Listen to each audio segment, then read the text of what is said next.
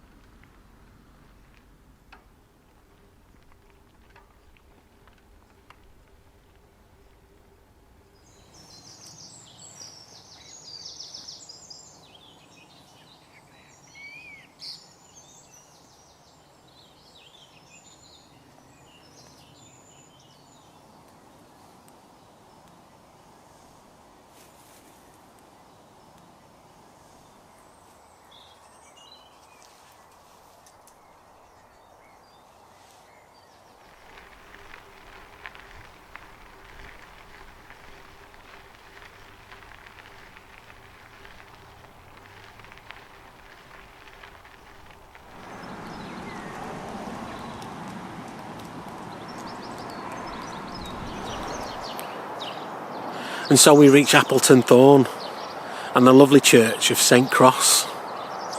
It was built by an Edmund Kirby, and he trained to be a church builder under a man called E.W.Pugin of London. E.W.Pugin was very famous for building Catholic churches. He built very beautiful Catholic churches, and we're lucky enough in Warrington to have one of them. St. Mary's Church, near Porter's Ale House, opposite the Polski Sklep. That's one of his churches. Anyway, when Edmund Kirby had finished his training under E.W.Pugin, he went and worked as the assistant to John Douglas. And we spoke about John Douglas before on the channel. Avid viewers will remember my pramble, where I took my little baby Molly around Warrington in a pram. And I told her all about the history. And we passed St. Anne's Church, just near the big Tesco's. Well, that was one of John Douglas's churches. Pot fact about John Douglas: he was the assistant to my favourite church builder, Edward Graham Paley. So Edmund Kirby was the assistant of my favourite church builder, Edward Graham Paley. There you go, it's all interrelated. The church was commissioned in 1885 and completed in 1886, and it was all at the behest of Rowland Egerton Warburton, who lived at Arley Hall, just a bit south from here. We were going to bimble to Arley Hall. It's very nice to look at, and you might recognise it as a filming location for Peaky Blinders. But there's not much history about it, not a lot of interesting things to say. We'd much rather go and have a look at another church, wouldn't we? At least I would anyway. Let's bimble.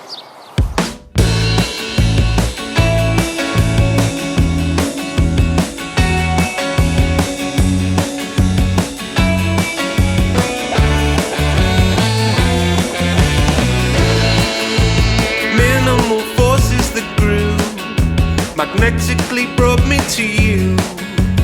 Visions that cut through the cold to my heart. Feelings of warmth now resume.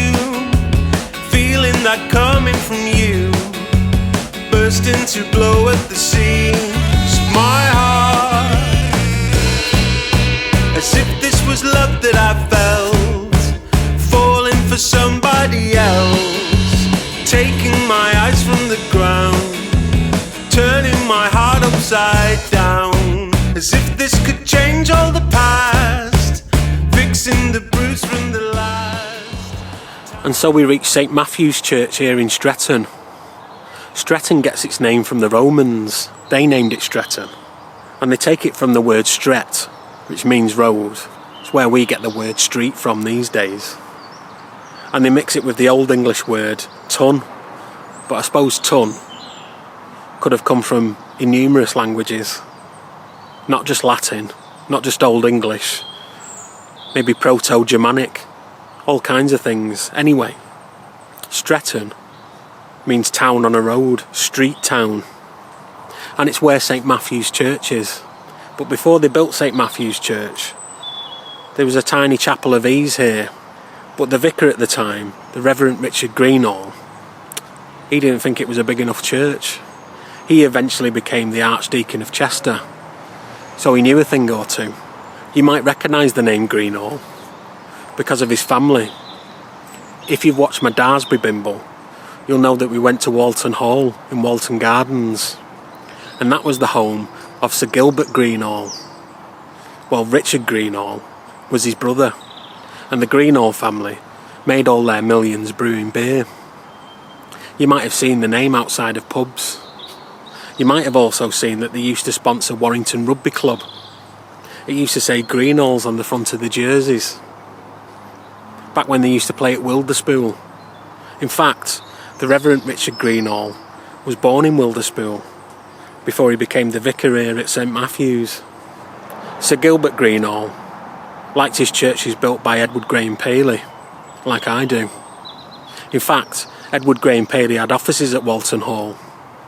But the Reverend Richard Greenall, he preferred Sir George Gilbert Scott.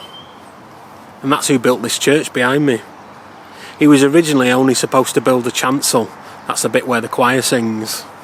But in 1867, the Reverend Richard Greenall suddenly died.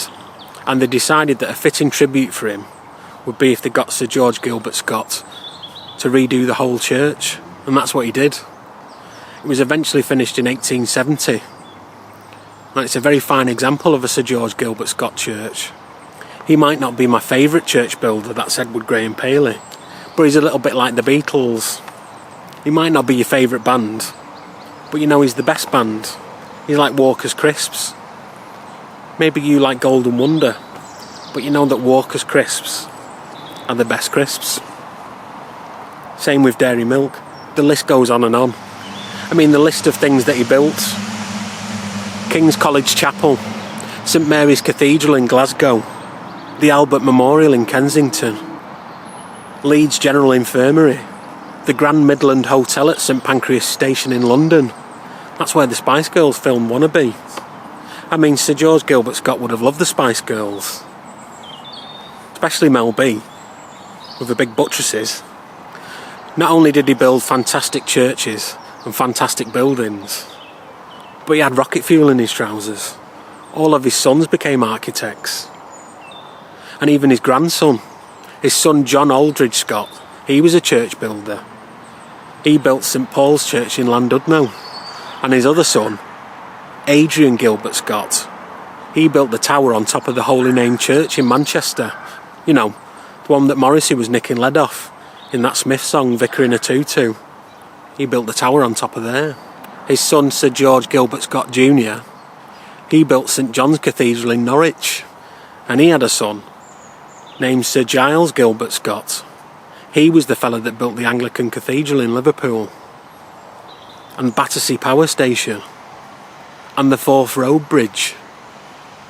And he also designed something that they have over in Hatton, just down the road. So I think we should bimble. As if this was love that I felt, falling for somebody else, taking my eyes from the ground, turning my heart upside down. As if this could change all the past, fixing the bruise from the last time that I felt anything. As if this was love that I felt, as if this was somebody else.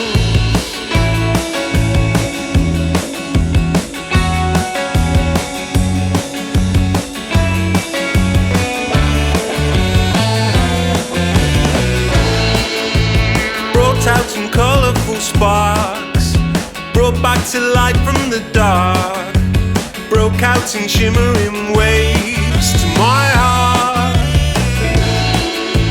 Sepia tint but the same, familiar in simplified ways, broke down the lily white scars to my heart.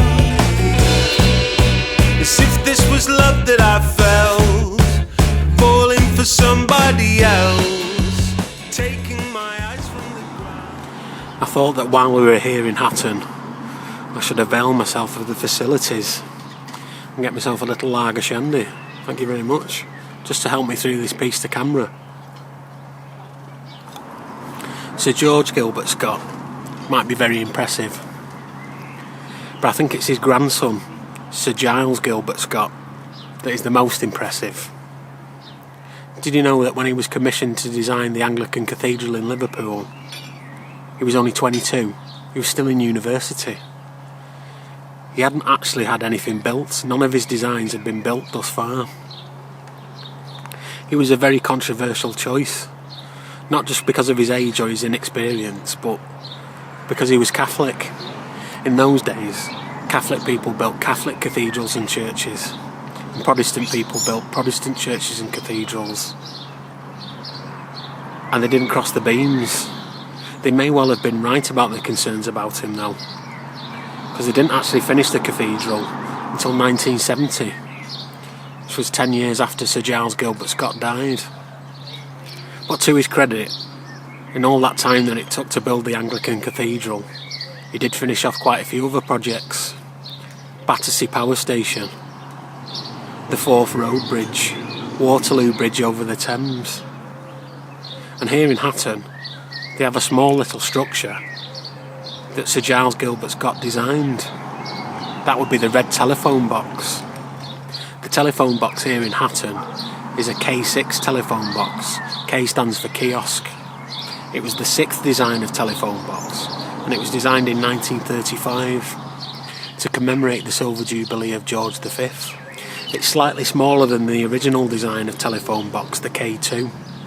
They're the classic red telephone boxes you see in London, but they're about 9'3" tall. This K6 one here in Hatton is about 8'3", and because of the smaller design of the K6, it meant that they could have more public telephones here in the UK, 15,000 more. You might think that a K6 telephone box is a rare sight here in the UK now, but it can't be that rare, because they built at least 15,000 of them. There's a much rarer telephone box here in Warrington, a K4 telephone box, because it's a telephone box with a post box included. It seems like an obvious decision to make, but they didn't make many of them. In fact, only 10 of them still exist, and there's only 4 of those out in the wild. And there's one here in Warrington, by where Mr. Smith's used to be, you know, opposite the statue of Oliver Cromwell. There's one in Frodsham, there's one in Whitley Bay, and there's one in Tunstall in Yorkshire. The K6 telephone box here in Hatton has got one of those defibrillators in it now. There's no telephone inside. I'm not sure how Sir Giles Gilbert Scott would have felt about that, but I don't think he'll care because he's dead. Let's Bimble. Time that I felt anything, as if this was love that I felt, as if this was somebody else.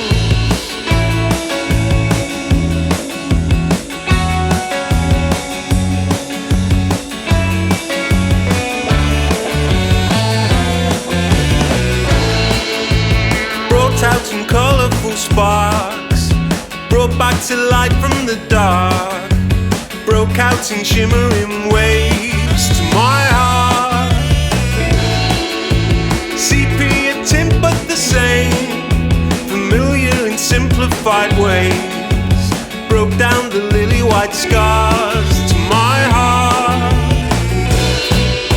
As if this was love that I felt, falling for somebody else, taking my eyes from the ground, turning my heart upside down. As if this could change all the past, fixing the bruise from the last time that I felt anything. As if this was love that I felt, as if this was somebody else.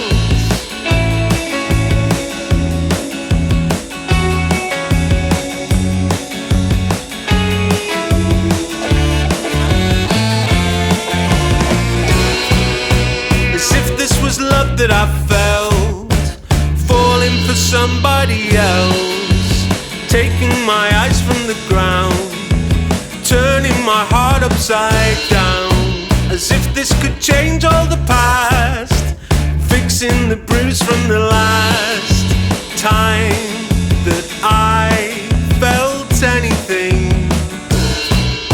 As if this was love that I felt, as if this was somebody else.